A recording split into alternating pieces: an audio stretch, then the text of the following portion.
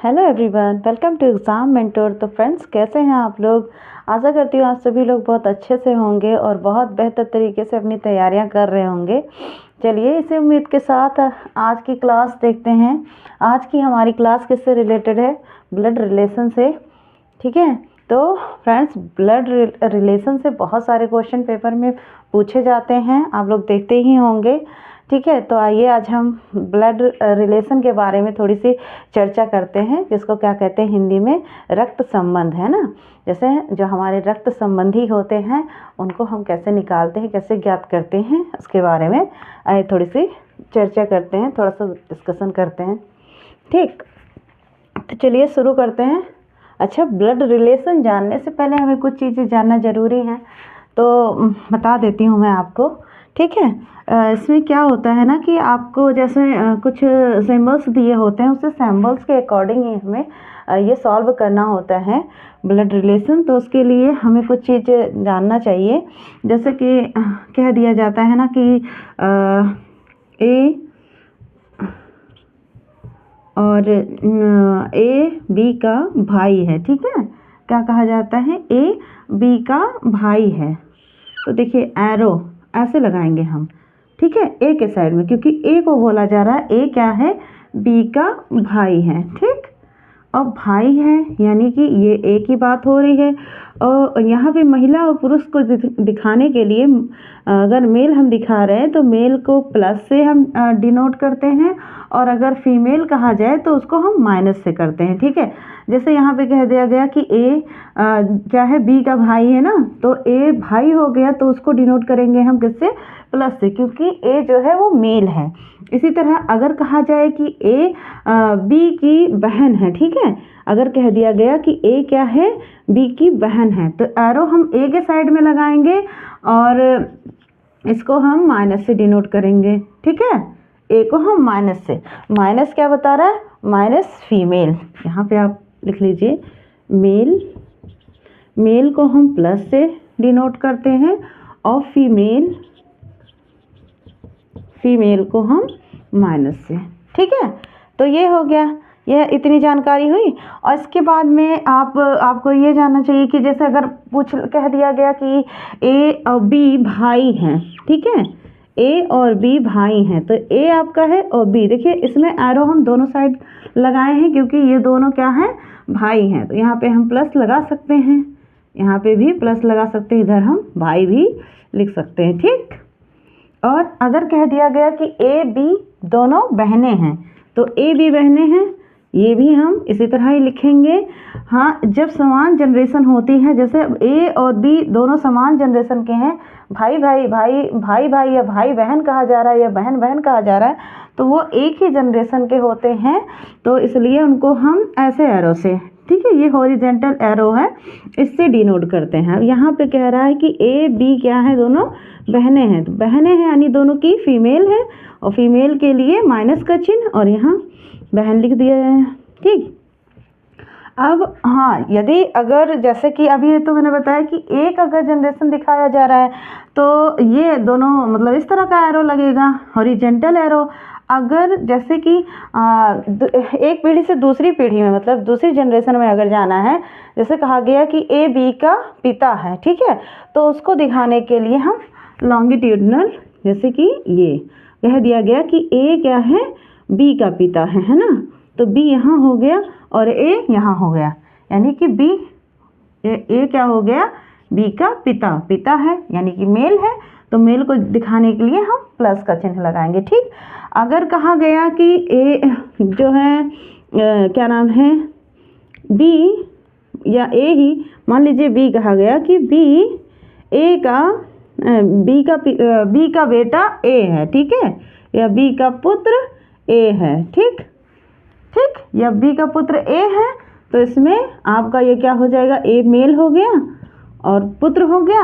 अच्छा, इसमें देखिए एरो नीचे जा रहा है। जब भी जैसे हमारे पिता की बात होगी तो एरो हमेशा हम ऊपर लगाएंगे, और अगर जैसे कि बेटे की बात हो रही है या पुत्री की बात हो रही है तो हमेशा एरो नीचे के साइड में हम लगाएंगे। ठीक, अगर समान जनरेशन के हुए तो एरो ऐसे लगेगा। हमसे ऊंचे जनरेशन के, हमारे ऊपर के, हमारे दादा पापा ऐसे हुए हैं तो हम ऊपर की साइड में लगाएंगे। अगर हमारे बेटे की बात हो रही है, हमारी पुत्री की बात हो रही है, तो उसके लिए एरो हम नीचे लगाएंगे। ठीक, इतना समझ में आया आपको? ठीक है।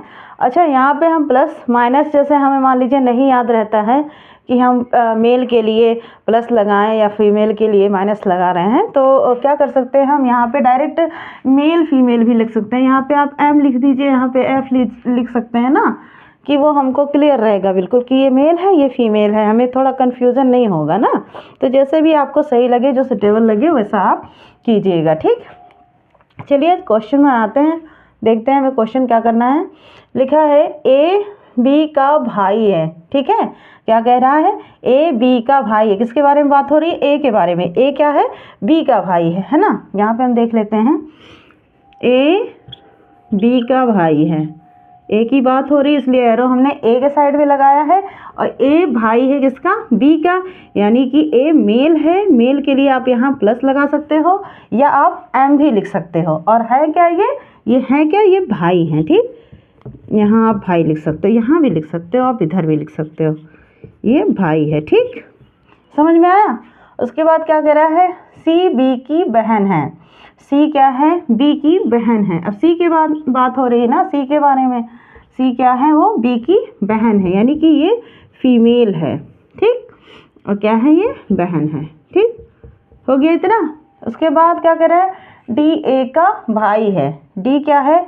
ए का भाई है। यहाँ पे डी है कोई, वो क्या है? ए का भाई है। डी के बारे में बात हो रही है तो डी की तरफ एरो लगा है। ए का भाई है, यानी कि ये भी मेल ही है।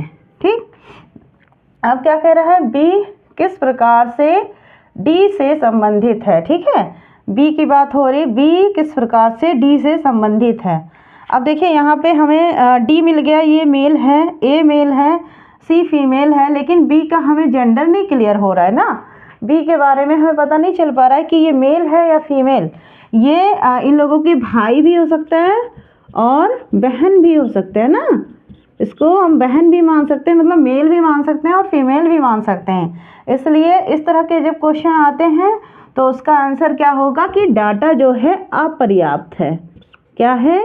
डाटा अपर्याप्त है। देखिए यहाँ पे मैंने दिया है ना ऑप्शन, भाई है, बहन है, आंकड़े अपर्याप्त हैं, इनमें से कोई नहीं, तो आंकड़े अपर्याप्त हैं। ये हो जाएगा हमारा आंसर। ठीक है, समझ में आया? चलिए नेक्स्ट क्वेश्चन देखते हैं हम। इसमें क्या कह रहा है? ये आपको समझ में आ गया ना। आगे देखिए, कह रहा है एम और एफ एक विवाहित दंपति हैं। ठीक है, किसकी बात हो रही है? कोई एम है और एक एफ है, वो क्या है? विवाहित दंपति। देखिए दंपति भी अगर पति पत्नी भी बोला जाएगा तो हॉरिजेंटल ही उनको हम एरो से डिनोट करेंगे, क्योंकि वो भी एक ही जनरेशन में आते हैं ना। पीढ़ियाँ बदलती नहीं है, चेंज नहीं होती हैं, उसमें पीढ़ियाँ में सेम ही रहती हैं। तो ए और एफ क्या है? दंपति हैं, यानी पति पत्नी हैं।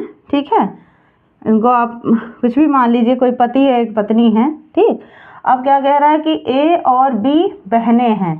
यहाँ पे ए और बी इससे तो कनेक्ट नहीं है, चलिए अभी कोई इनका रिलेशन तो मिल नहीं रहा है। आगे देखते हैं, ए एफ की बहन है। ठीक, अब मिल गया हमें ना, एफ से रिलेशन मिल गया। एफ क्या है? ए एफ की बहन है। कोई ए है जो क्या हो जाएंगी? एफ की बहन। ठीक है, यहाँ पे हम कहीं बना लेते हैं ए को, क्योंकि इसको हम इधर भी बना सकते हैं, क्योंकि एक ही उसके जनरेशन के बारे में बात हो रही है ना। तो हम ए को अगर यहाँ बना लेते हैं कि ए क्या है? एफ की बहन है। ठीक, ए एफ की बहन है, यानी कि ए के बारे में बात हो रही। ए आपकी फीमेल हो गई। हाँ, इसको फीमेल आप लिख सकते हो या फिर आप माइनस से डिनोट कर दीजिए कि बहन है। बी एम की क्या लगती हैं? अब क्या पूछ रहा है? बी। और ए के बारे में पहले ही बताया गया ना कि ए बी क्या है? बहनें हैं, तो ए और बी भी तो दोनों बहनें हो जाएंगी ना। अब देखिए इसमें अब क्या हो सकता है कि या तो ये मेल होगा या तो फीमेल होगा, है ना। मान लीजिए हम इसको मेल मान ले रहे हैं और इसको हम फीमेल मान ले रहे हैं। ठीक, तो क्या हो जाएगा अब इस स्थिति में? हमारा आंसर क्या आना चाहिए कि बी और एम की क्या लगती है। बी के बारे में पूछा जा रहा है ना, और बी का तो यहाँ पता ही चल गया, ये बहनें हैं दोनों, तो यानी दोनों फीमेल ही हैं, है ना।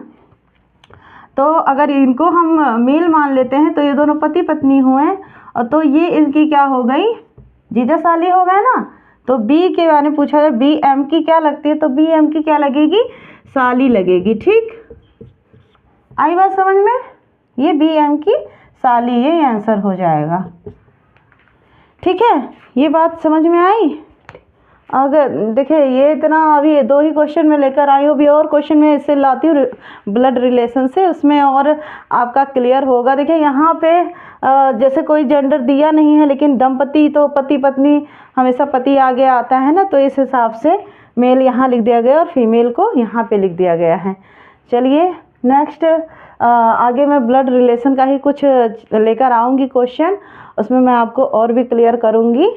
तब तक के लिए आप लोग मेरी वीडियो देखते रहिए और मेरे चैनल को सब्सक्राइब कर लीजिए जिन लोगों ने नहीं किया है, अब लाइक भी कर दिया कीजिए, ठीक है, और शेयर भी किया कीजिए, ठीक है। बाकी मिलते हैं नेक्स्ट वीडियो में, तब तक के लिए thanks for watching, take care.